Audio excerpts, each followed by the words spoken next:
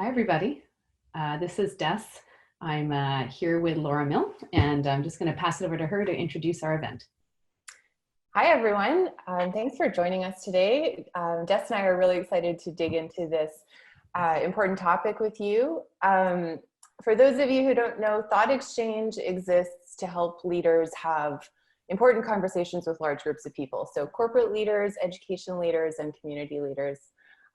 We help those leaders bring people into conversations. Some of those conversations are really fun and exciting, and some of them are kind of tough. So we're going to talk today about the Me Too conversation that's happening in workplaces across the country. So thanks for joining us. If this is your first virtual event, we host these all the time. Thanks for joining us. A couple of hashtags here if you'd like to share out on social. But I'm going to actually hand it over to the one and only Dessalen Wood. So Des was a one-time Thoughtexchange client, now is the Chief People Officer here at Thoughtexchange.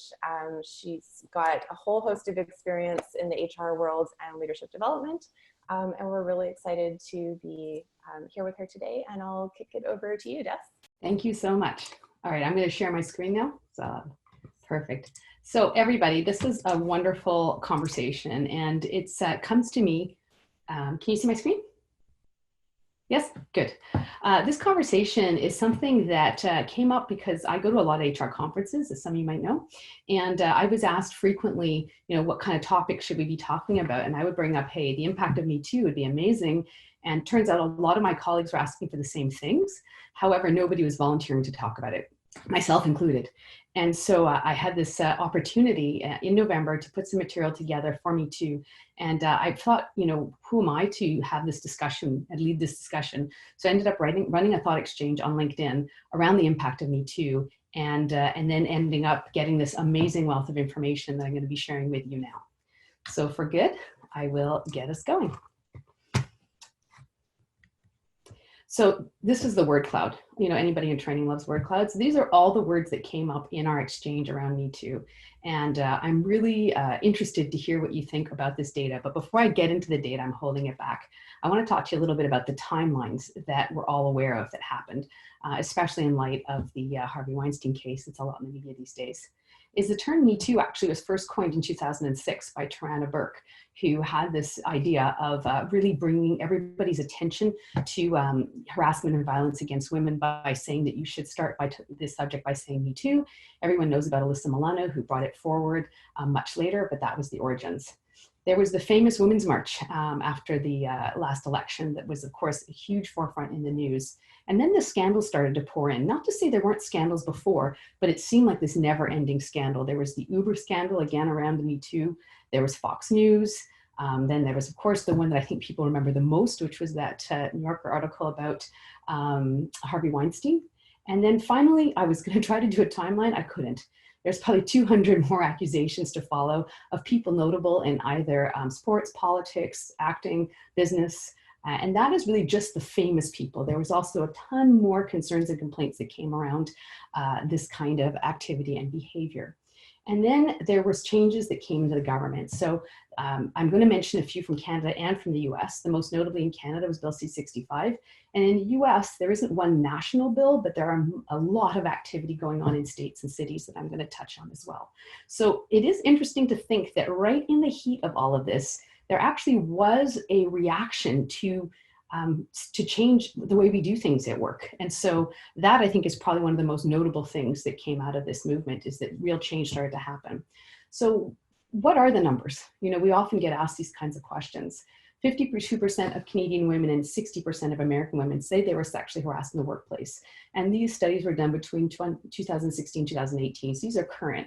And so that shows that there's a lot of this behavior occurring, and up to 80% of these harassments go unreported. Now, when I do this kind of thing live, I like to ask who here would consider themselves old. So if you do right now, you can just raise your hand. I can't see you. And who here would consider yourself young? That's always a funny question, just so you know who chooses to put themselves in either camp. And why do I say that is that when I'm working with a lot of younger people in the HR and leadership world, there's often this question of, why would it go unreported? And I think that there's really interesting reasons why it does, specifically in terms of how we treated people of any gender who came forward with concerns. So I'm going to touch on where that 80% comes in a moment.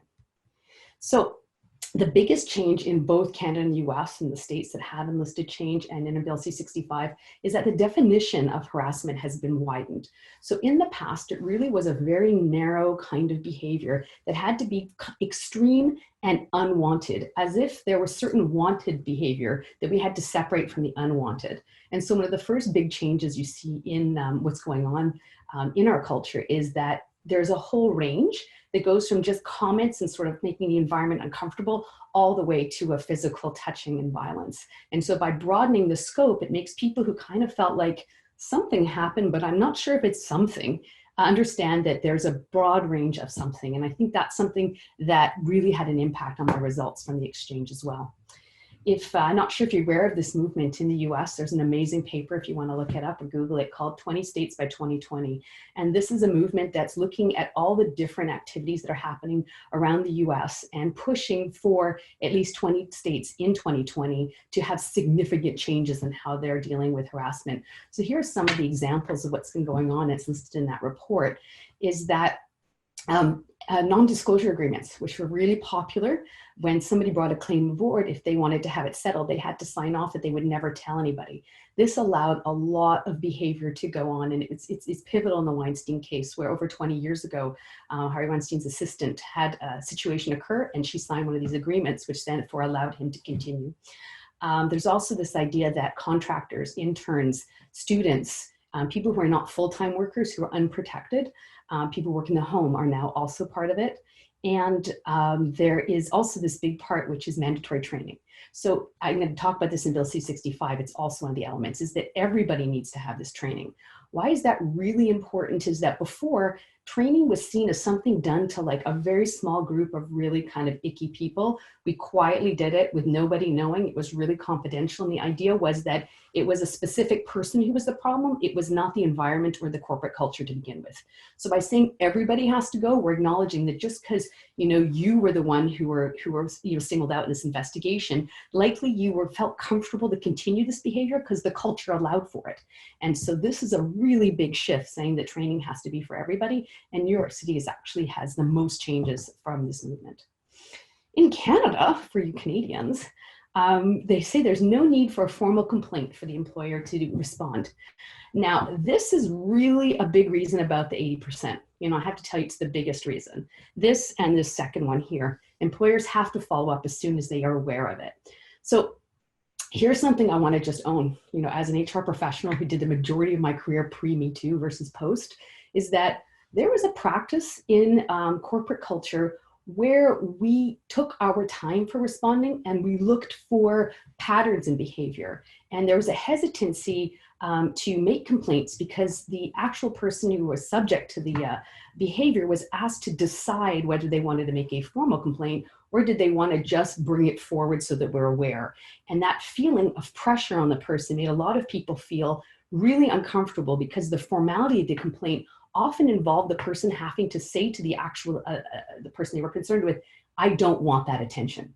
So the first act was to say, do you want that attention? Well, why don't you say no first? Maybe they don't know. And then after that, do you want to make a formal complaint? And each of these caused people to hesitate. I like to use this example. So imagine there was a plug in your office that when you went to plug something in, you got a shock from it. So you get this shock from this plug.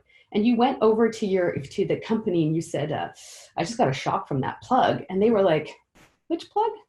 That plug? Well, that plug's been here a long time.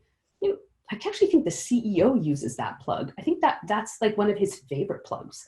Well, are you sure? Because, you know, hasn't had any more shocks. No one else has said anything about it. Why don't we just keep an eye on it unless you want to make a formal complaint that you don't like that plug? Now, that sounds ridiculous. If something were dangerous and could cause electric shocks, we wouldn't require you to decide how dangerous it was or to weigh in the fact how long that plug had been here and how many other people enjoyed that plug. But that's what we did in harassment investigations, which is why I'm not at all surprised by the 80%. And I really want to fully own that these changes in the laws actually deal with people like me who followed this process and therefore enabled these situations to go on much longer than they should have. The other thing is that, again, this is going to apply to people outside of work.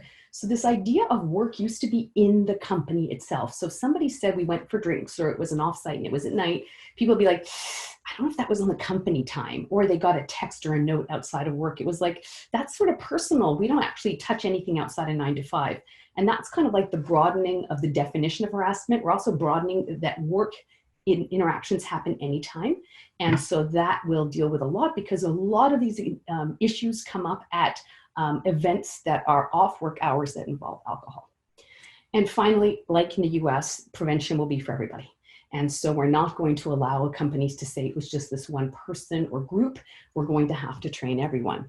Now, I can tell you that those laws in Canada only cover 8% of Canadians who are federally regulated. That's banks and transportation, government. However, in Canada, and similarly in this US number of states that are changing, there's this idea that the more change that comes through, the more the private sector will up its game. If you think about it, if you're a fan of Malcolm Gladwell, and the tipping point is you get to a certain number of people doing something and eventually the world will shift, is that by governments and states and cities making these declarations, then the rest of us now know where the bar is, and the bar has come up significantly. So that's what's happening out there. Now, I'm gonna have a little bit of fun here. So I was chatting to a room of about 300 HR people, and I asked them, hey, post me too, how many of you have changed policies and training in your organizations? So I don't know if there's a quick guess out there. I don't know, Laura, if you have a guess of how many people raised their hand. What percent do you think raised their hand? Had they made changes yet? I'm gonna say 15%, 20%. If you can believe it, 90% of hands went up. Wow. Now, this is really important to know. So in the room, there was like, yeah, we did something about it. And so what I was able to say, which is really fun, is that, all right, I asked people, did you feel the change? Because when we do a lot of compliance training, especially when it comes to codes of conduct or violence in the workplace, people really just sort of click and sign off. There's not a whole lot of introspection and reading. And when training is occurring, people see it often as sort of mandatory training. A lot of it is done online. And so the impact of that is really the question. So my question isn't, have we done anything about it? Has that actually been felt by anybody out there? And so while we had about 90% in that room say, yes, we've done something about it, I asked the public, how has the Me Too movement impacted your workplace? Do you feel a difference? Now, 145 people responded with 100 thoughts, and they rated them about 1,800 times. What's interesting here is when you throw something out on LinkedIn, the question or the concern I had is, what if only like a small bubble of people reply?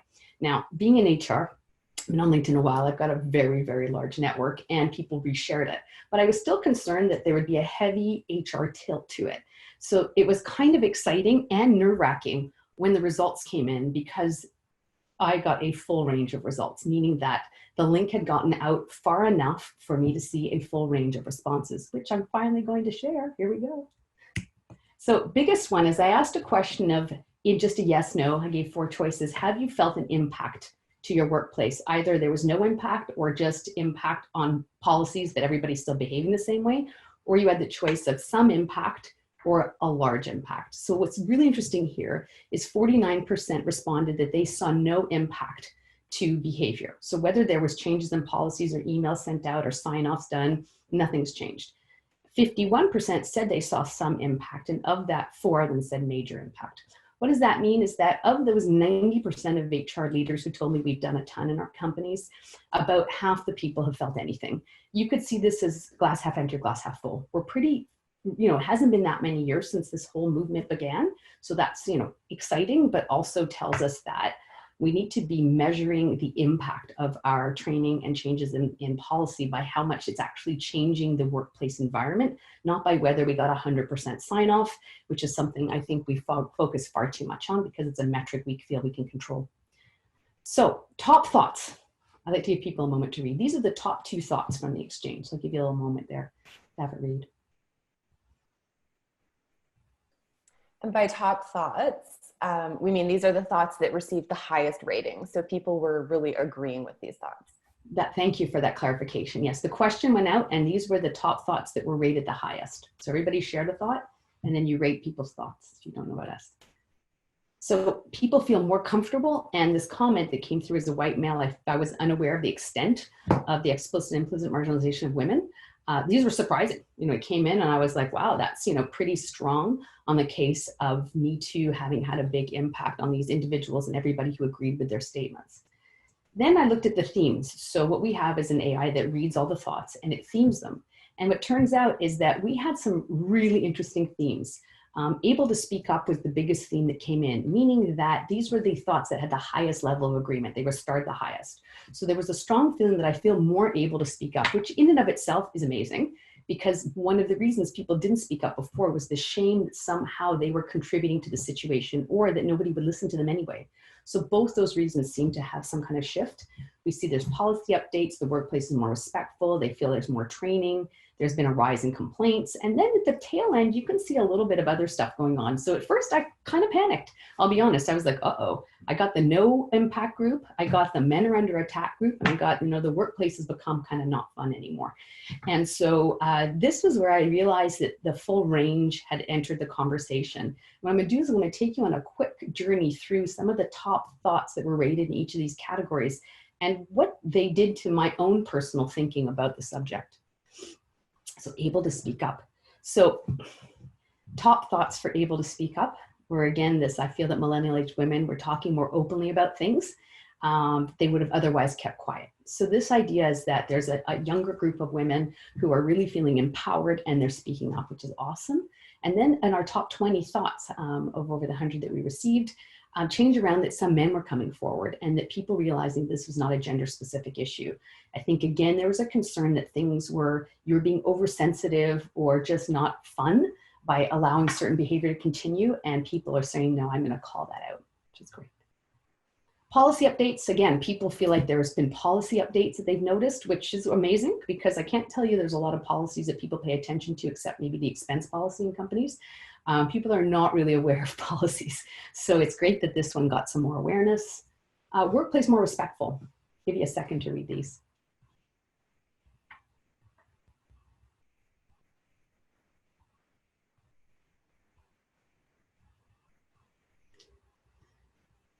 So this is, again, an understanding that it's a workplace issue and not an individual person issue. And in order for us to make a real stride, this needed to be called out, which is that, jokes and little comments and things that were happening all contributed to a feeling that there was a permission to behave in a certain way. And that this sort of people checking in a moment and going, I'm not sure I'm supposed to say or do that, really elevates the workplace environment for everybody. So that's, again, a really great outcome. More training. So people did feel that they had some more training. We got a bunch of training related thoughts that were rated quite high, which means that some of the thoughts that us HR, some of the training HR people putting together and L&D professionals, people are attending and feeling are impactful. The next one here is a rise in complaints. So this was expected. I think, in fact, I expected more, to be honest, that there's been a floodgate of complaints that would come out because people felt empowered. I experienced a certain number, a couple of messages that had hashtag #MeToo, hashtag Time's Up. But I think that we have more to do here. I think there's more. I just still think of those 80% unreported. I don't think we've covered them all, but I think people are starting to see it that way. The no impact group, kind of disappointing. So if you look over here, the top thought in no impact was that it's not really a priority in our workplace, doesn't seem to be an HR priority. And then there were thoughts from people who are remote workers or workers who are not in an office saying, I'm not really even sure what impact it should have had on me. However, we know that workplace environment extends far beyond being in the room with people. It has to do with messages that you send, screen shares, jokes, and that can be done remotely as well. And then men under attack. So I'll give you a second to read these two.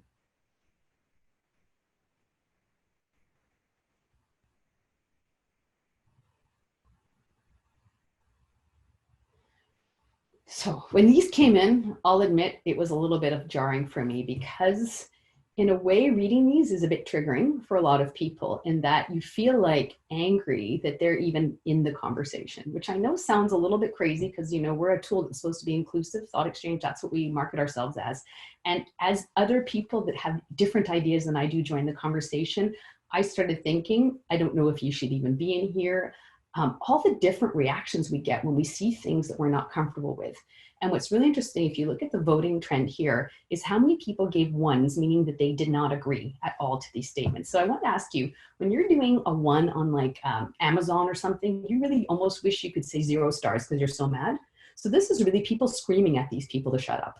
because you rarely see ones in any kind of exchange when people are at least a little bit curious about somebody else's idea. Here people were saying, no, we're not hearing from you. Keep this in mind.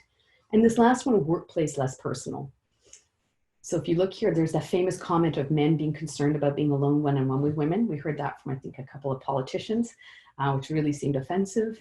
And a lot of the fun conversations of like, hey, what are you doing? What'd you do this weekend? Got a couple of comments about how, like, you know, arm touches or like somebody's hand on the back, which maybe wasn't offensive, is now not allowed. So this whole feeling that we're making the workplace kind of cold came through. So if you're like me, what I had thought at the time was, well, there's the two camps. Those are the two different camps in this conversation, and they're in here and they're in the exchange and they're arguing with each other. We have this amazing tool though that's kind of like a Venn diagram, which actually says to you, we're going to show you the voting patterns of different groups of people. So we don't know what you wrote, but we're watching your starring pattern. So it's totally anonymous, but we're watching your starring pattern. And we're saying this group is starring certain things high and certain things low. It's the same group of people. And so it follows them. I had, I think, 7 groups, 7 voting patterns in my exchange, which is a lot, meaning 7 different sort of factions of conversations of high disagreement, which means that a score of like 2 or 3 stars is not just because everybody was like, ugh, that's not a thought I care about. It was a polarizing thought that got 5 stars or 1 star. So one of the polarizing thoughts here was that men have become more paranoid and it hasn't helped broaden diversity, and that men don't want to be alone with women. So if you know in this group, what we see is that certain people gave that almost 5 stars in agreement, and a group of people gave it like 1 or 2 stars, saying like, I really don't agree with that. So I again thought, this is the us and them. These are the good guys versus the bad guys, which is really the paradigm our world has right now, which is that you're either on one camp or you're on the other camp. There's no middle ground. But again, the exchange pulled out to me, here's what these people agree on, which I assume would be absolutely nothing, to be honest. So here are the 2 that they agreed on with almost 5 stars each, which is very high agreement. Have a look here.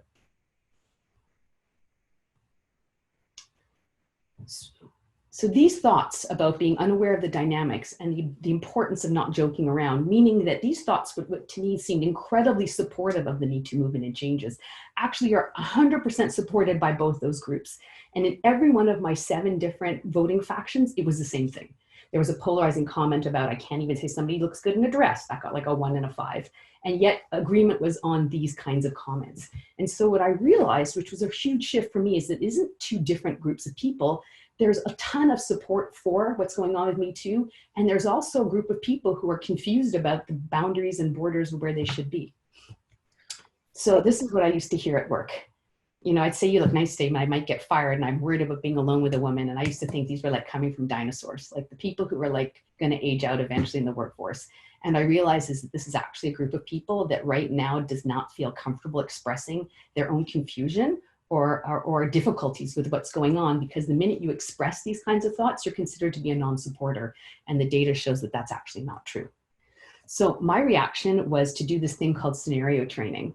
And I did this in order for people to see the situations that are causing these problems. And so I did about 15 of these scenarios. I'm just going to share a couple with you quickly. I call it the hostile environment sticker exercise. If you can imagine, you have 3 colors of stickers, there's a break, and you're allowed to go around and read these situations and put the colors that you would give that situation. Now, I didn't realize that I was going to end up with quite a homogeneous amount of stickers, but I'll just show you. So here's one example. Colleague wears a fitted outfit to a company function, and you find yourself remarking on, how they used to be a 7 and now they're a 10.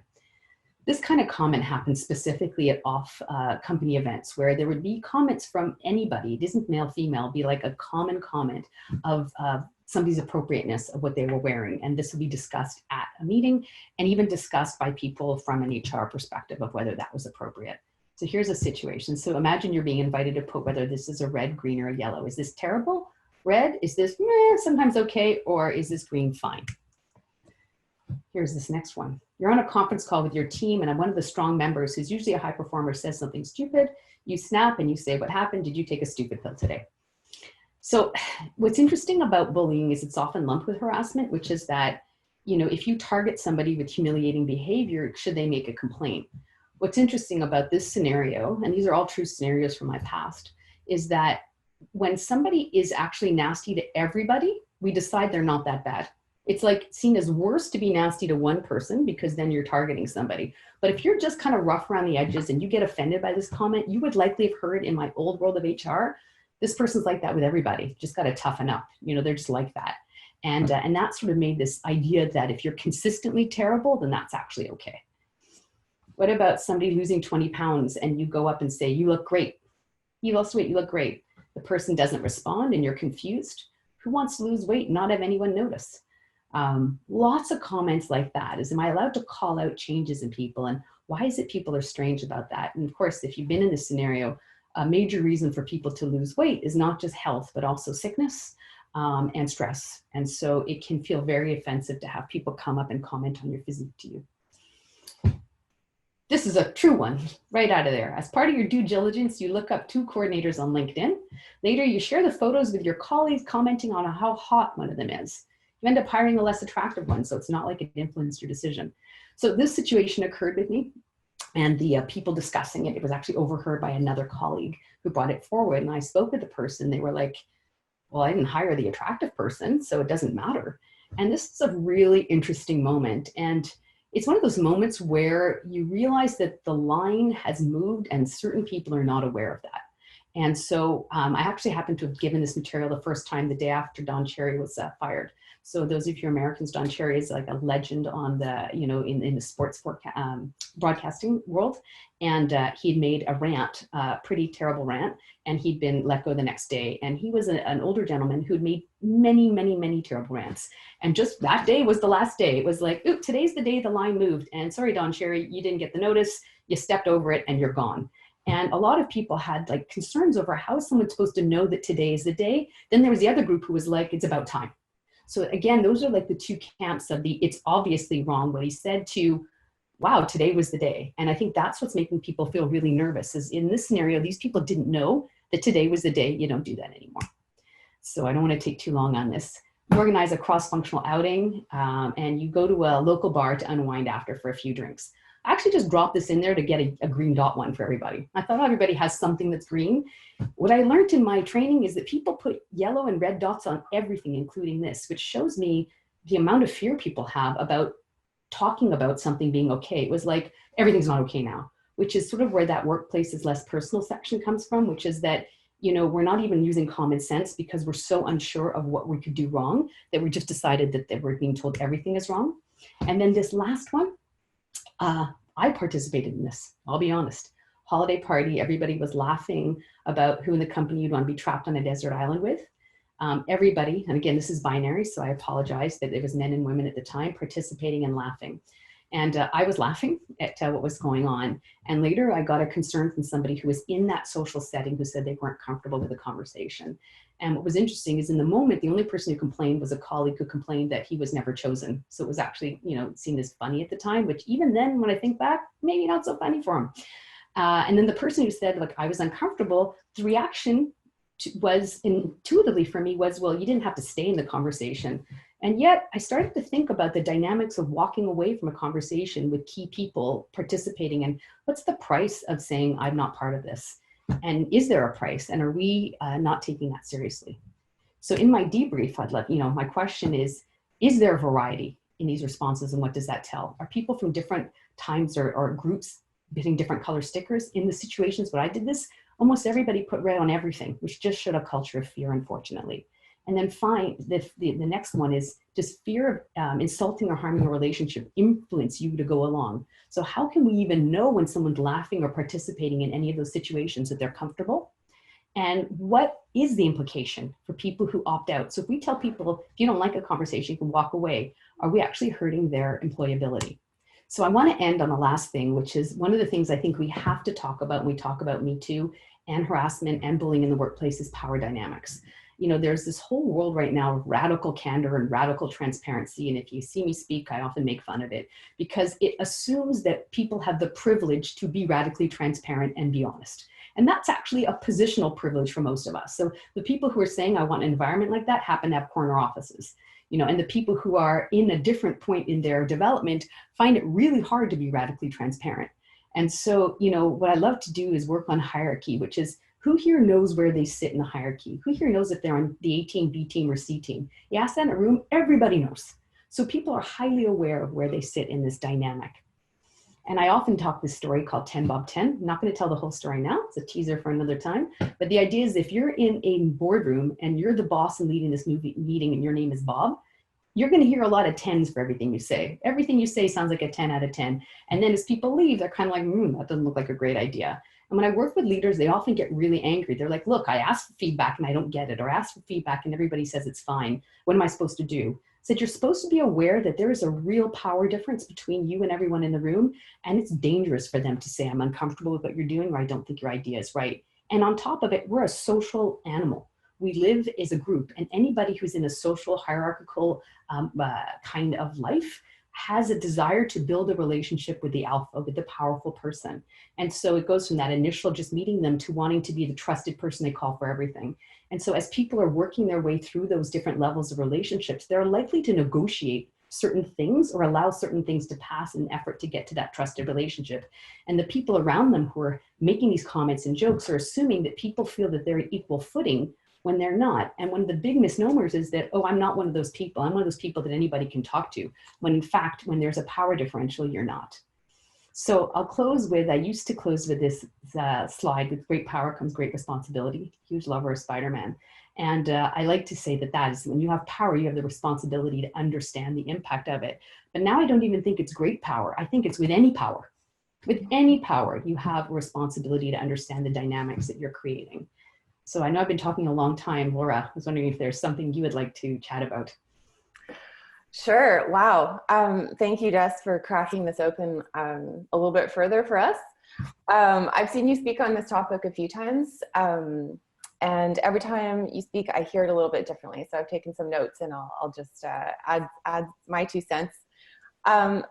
I feel like the Me Too conversation, it's like it started as a little thread and we kind of started pulling it, right? And it's like that early stuff came out and people were sharing their experiences, and now we're really pulling the thread and things are coming unraveled. And I think the context that you set today about this being a workplace issue at this point and not just an individual issue, the individual lived experiences are important, and we've been fleshing that out publicly and a little bit more openly the last few years, but moving it to this workplace issue where we all have to be part of this conversation now to move it forward is really what I took away from that presentation. I think organizational leaders have this task, and you articulated it really well when you talked about the exchange results, of needing to hold space for 2 different kind of conversations here. So there are the women in the workplace, typically, and sometimes men, who are just kind of legitimately mad and frustrated and tired of having to tell their story. And you have to hold space for that. But you also have to hold space for the people who are still learning and the people for whom this is a newer conversation, and they're going to have questions. They're going to have questions about that line that you spoke about and as it moves and where they stand. And to make this a genuine workplace issue, we have to combine all of those voices and all of those conversations into something productive for all of us that's really aimed at making progress. So that's my first thought. The second thing, this is something that I've been kind of reflecting on personally lately, is giving people the grace of just not knowing sometimes. I found myself in a conversation once about this, and it wasn't a heated conversation or anything, but I was speaking to a man and I said, well, you just don't know what it's like to be a woman in the business world. And as it came out of my mouth, I realized he doesn't know what it's like. So I was coming across as frustrated, like, you don't know what it's like. But then I thought, he doesn't. And that's not actually his fault that he doesn't know. He hasn't had the same lived experience as me. All I can ask for is space to share those lived experiences. But I can't assume that people will automatically understand it. You have to give people the grace of not having the same experience as you. I think it's really important that, looking through those thoughts in the exchange and thinking about my experience and the conversations I've had with colleagues and friends, I think it's important to make sure that as we're having these conversations on gender equity and Me Too and diversity and inclusion in general, that we're not accidentally shaming people in their learning process. Because it is a process. Becoming an ally and an advocate for this kind of work is a process. It's not something you don't wake up one day and say, I'm an ally, and everything has been downloaded into your brain with the right language and the right protocol. We're going to make mistakes as we move along with that continuum to becoming an ally and an advocate. And I know that I have work to do. And I think that that's my reflection, is that I consider myself, you know, a fairly woke, outspoken, feminist person and an ally to different groups. And I've done a lot of work in the social justice movement, but I also know that I'm very privileged as a white cisgendered woman, middle class, university educated, and I have more work to do to become an ally. So I hope that we can give people the grace of coming along on that continuum and recognizing that it is a process. One other thought, I shared a cartoon with you, Des, maybe you can call it up. One of my favorite cartooners for The New Yorker, his name is Will McPhail, and he has this really wonderful way of making social commentary in a really, really light way. And this one just really stuck out to me a few weeks ago. So it's a family having dinner, and there are two parents, you know, kind of mid-conversation, and their teenager is kind of petulant and sitting back, rolling his eyes, saying to them, "How dare you not know the thing that I just learned yesterday?" and this is something that I am constantly reminded in my own, you know, decolonizing my brain as a Canadian and working to become an ally, that I know more every day about this stuff. And yesterday I didn't know as much, and a year ago I didn't know as much. But I love this cartoon because it really speaks to that moving line that you spoke to, Des, and what happened with Don Cherry, where we enabled him and allowed him to behave in a certain way for years. We enabled that and allowed it, and then one day we didn't. So just being careful with how we react to people as they're moving along and learning where these lines are, while also holding space for, like I said, the women and the minorities who are legitimately very frustrated. I was with actually a client and a friend a few weeks ago in Austin, and he's someone who I really respect. He does a lot of work in the social justice space on equity and inclusion, anti-racism, diversity. And we were talking about this issue, and he framed it in a way that really stuck with me on that continuum piece of learning. And he said, you know, are the woke making space for the awakening? Those who are still learning and sort of slowly awakening, which it doesn't happen overnight, are we making space for those people? Are we making sure that we're not, you know, shutting down those conversations and shaming them? You know, we don't want to shame people if they ask a question that they're unclear on, or if they're, you know, genuinely curious where the line is. So that's something that's really stuck with me, is like, as people who are more woke on this, how do we make space without scaring off those people who are in the process of awakening? So I'll just leave it at that. Des, back to you. You know, I want to make space now for an exchange, but I want to just acknowledge something that Laura brought up. And this would happen in a dialogue she and I had together, where I said, you know, it's interesting for me to be on this side of this conversation when a lot of the things I did when people came forward to make concerns really didn't help the situation for many years, especially when we had a context that we used to use terms like that person's harmless, meaning that like they kind of are inappropriate with everybody, so kind of just stay away from them. You know, we had this whole sort of way of managing situations that, you know, somewhat addressed them. And when the changes started to happen, I felt like the awakening of like, wow, I really enabled certain situations in order to, what I guess I thought, protect the company or even protect the person making the concern or the person who it was happening to. And I really had to rethink the kind of environment that I was contributing to. And yet when I got the exchange results and I saw people were like, I'm still confused, I felt angry. And I felt frustrated at them. And I love the comment in the chat from Kyle. I want to thank you for that, which is like, there was a way to navigate the world then that we all knew. And now there's this new way. And it's kind of scary. And that as leaders, we're not dipping into what's really changed and are we all comfortable with it? Because if we say I'm not comfortable, you're categorized as somebody who's like, you know, cringy and icky and creepy. And so you're not allowed to ask about it. But in case, I think there's a lot more people who want to ask about it. And when I talked about that sticker exercise, one of the people came up to me after and said, in reality, I put red on everything, but it really would have been green because I don't know what was wrong with any of those, but I'm not allowed to say that.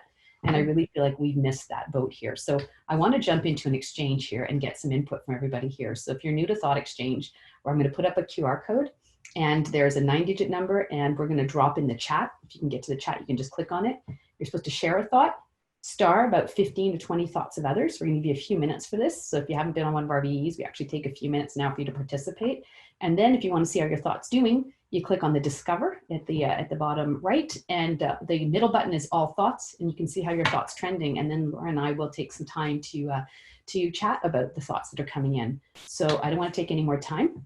If you don't know how to do this, you can do a live demo. You put the camera on your phone and you hold your phone up to the QR code. You don't take a picture of it though. You just look at like you're looking at it, and the pop-up will come up and you just click on it and you get into the exchange.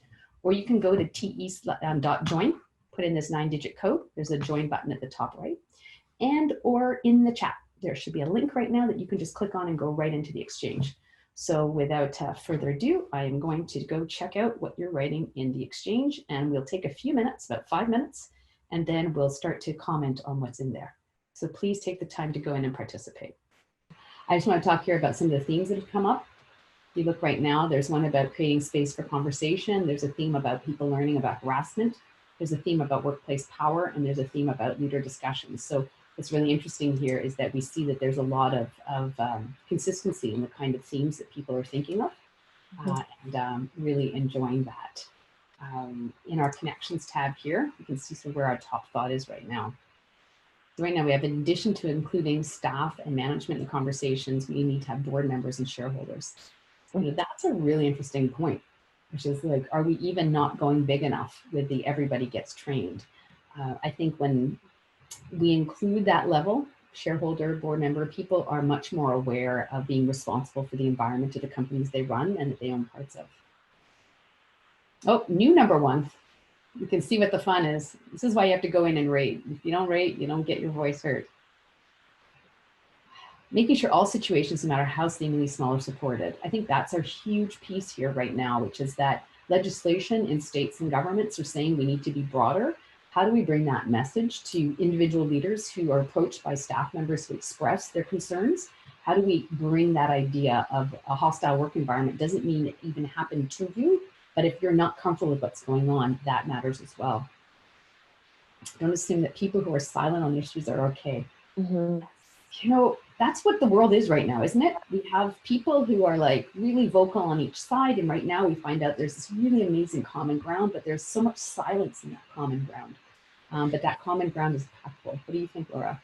I think I was just thinking about how these complex issues, it's normal to have more than one thought and opinion on a lot of this. And I think that, you know, this exchange is showing that, and also your initial exchange, that, you know, you can say like, as a man, I feel like I'm walking on eggshells, but also at the same time think, you know, but I want to learn, right?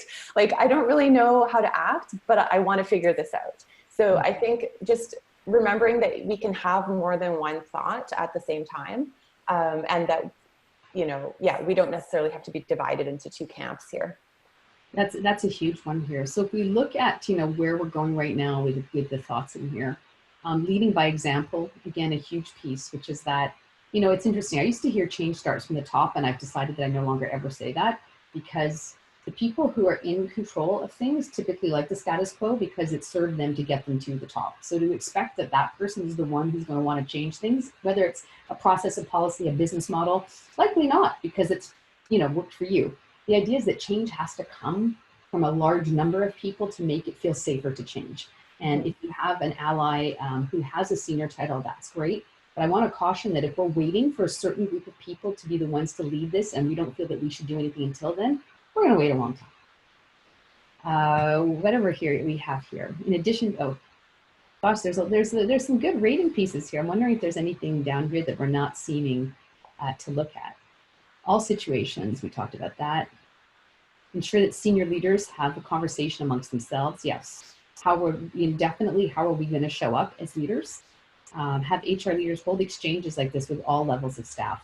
I think that's so important. You know, I just want to call out that thought, why I love it, is that most leaders of any level live in one part of a company, an organization, and then there's like 2 or 3 other organizations inside a company. And we rarely visit them all. We sort of stay in our bubble just like the media bubble. We see in a bubble of people who tell us the same things to reinforce our thinking. And something like Thoughtexchange allows you, even for me, putting it on LinkedIn, it allowed me to visit populations that are not talking to me. And from that shifted my perspective that there's bad and good people in this. It made me realize that all people want change, just it's confusing and hard. So I love that you put that in here. Have open discussions with other leaders. Don't be afraid to ask questions. I'm just going to check and see if anything shifted. And then I thought I might check and see if we have any arguments going on in the room right now. So if you know how this works here, you go to differences. So if you look over here, this is showing all the different groups of people who are voting differently right now. So right now we have things like we need white men in brackets to really understand their privilege. Wow, that's a sharp statement. It's hard to coddle sleeping men because the laws have really been in their favor. So there's a group that loved that comment, a group that didn't. And leaders need to be held accountable for taking action, so that we should not have maybe too much empathy for people because we've had too much in the past. What's the common ground? Well, we have some common ground, which is again what I'd love to see, which is that there's one unifying statement here. It's that we shouldn't just let silence mean that people are in agreement, and that we should include a lot of people in this conversation and make sure everything's supported. So why I wanted to show you a couple of these is to show that while we think there's a lot of disagreement and a lot of heat, and that makes us nervous to speak out, there's a ton of consensus in this world that we could really build on to make changes. So over here, keep it light when talking about it one-on-one. People are still waking up. People felt that was a divisive statement. But this piece here, again, is where people are agreeing. So I wanted to share that with you because I think this really leads into the paradigm of what we're talking about, which is let's find the common ground and push super hard on that and be very inclusive, that there is an amazing amount of alignment between people around what needs to be done, and have that empathy and that openness to be curious about the people who feel they're just waking up or that the line has moved and they're not really sure how to talk about that because they don't know how. So they had to make jokes or they're silent. And they're the people who don't know what sticker to put on those things. And how do we have that conversation in a way that's really productive versus compliance training, which really doesn't change cultures? Laura? And I think just being careful not to, like, yes, make room for those who are awakening. And I spoke to that, and that was a great comment. You know, keep it light. Yes, I would say don't keep it light, keep it moving forward. Because we don't want to minimize any of these experiences or the frustration or the resentment that different camps are feeling about this. But I think making sure that we're moving the conversation forward in a really productive way, you know, taking all opinions and perspectives into consideration, but moving it forward is really important. So I want to talk about next steps. So those of you who might be wondering what this graph is here, these are the people who are sharing comments, and here are all the thoughts going through, and the amount of lines are all the people rating each other's thoughts. So this has really been an amazingly inclusive conversation where we've been able to hear from as many people who wanted to participate. I wanted to offer you a couple of things. One is that when I initially posted that exchange on LinkedIn, I said I would post the results. And so post this virtual event, if you're interested, we will be sending out a link that will show the top thoughts and themes so that you can have a look yourself and read through them, you know, in your own time. And I thank anybody who participated. And we're also going to post a link to this exchange, which is really the things we think we need to do to make it better. I'm a huge proponent that if we ask about a problem, we also then exchange and crowdsource a solution. And that these kinds of solutions help us understand as leaders and as just people in this society, what responsibility do we have to this list of suggestions right there? Some of them you might think, that's not me, I don't have that role, but I'm telling you, of the 34 thoughts shared, there's for sure something in there you can do. And then Laura and I are going to work with Amelia to come back with another response to this, specifically the themes that are coming out here, perhaps bring in a guest speaker. As I saw somebody say it'd be great to have different genders, different perspectives, and that we can then dig into some of these kinds of ideas and what it would take to implement them and what are the challenges implementing those. So this is a conversation. It's not a one and done. We're committed to coming back and continuing this conversation because I think that's the biggest change we need to make as a society, is make it okay to have conversations about this. That's really, I think, the gift that we can give each other. Any last thoughts, Laura? No, that's great. I'm just happy to be here, and that there are so many people contributing some just really thoughtful statements in here. So thank you so much for joining us, everyone. And we'll definitely do what we can on the virtual event side of Thought Exchange to keep this conversation rolling forward and keep you all engaged, and continuing to, I think, diversify the voices in the conversation. So thanks for pointing that out. Wonderful. Thank you to everybody. I want to wish you all well, and we'll be reaching out with the recording, those links, and also an invitation to come back and see the next version of this and participate.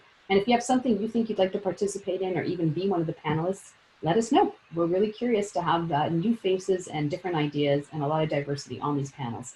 So please let me know. Take care, everybody. Thanks, everyone.